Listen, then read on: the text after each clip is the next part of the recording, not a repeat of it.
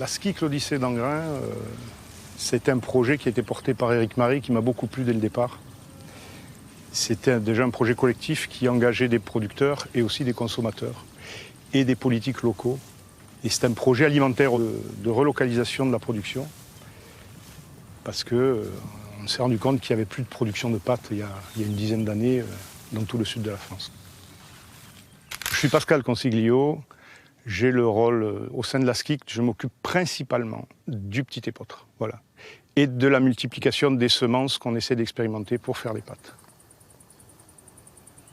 J'ai commencé il y a une douzaine d'années avec 50 kg de semences et maintenant on en produit sur ce site une trentaine d'hectares.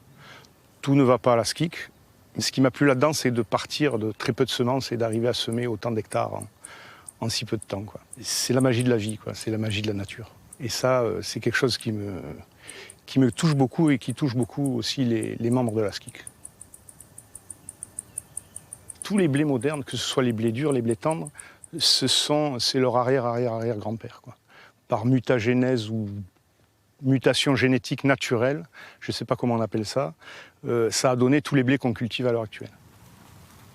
Et c'est la première des céréales qui a été multipliée par l'être humain. Ça a 12 000 ans. C'est venu progressivement du croissant fertile par bond de 20 km jusqu'en Italie et jusqu'en Provence. Et ça fait une vingtaine d'années qu'on en cultive dans le Gers.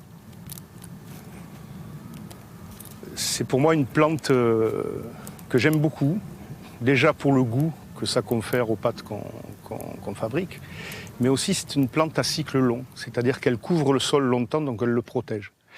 Parce qu'on ne peut pas cultiver des plantes de manière naturelle si le sol n'est pas protégé du soleil, des intempéries. Elle a un repos végétatif très très long en hiver, donc elle ne se développe pas. On a l'impression que ça fait comme une pelouse, on se demande quand est-ce qu'elle va démarrer. Et pendant ce temps-là, ce qu'on appelle les mauvaises herbes, c'est-à-dire les adventices, les herbes qui poussent à travers le grain, ne se développent pas en hauteur. Et au dernier moment, c'est-à-dire en 3 semaines, il y a la montaison de la tige, les feuilles terminales qui se mettent en place, l'épi qui sort, et tout se fait en 3 semaines, 1 mois.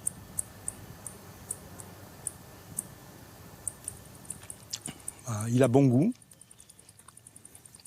Je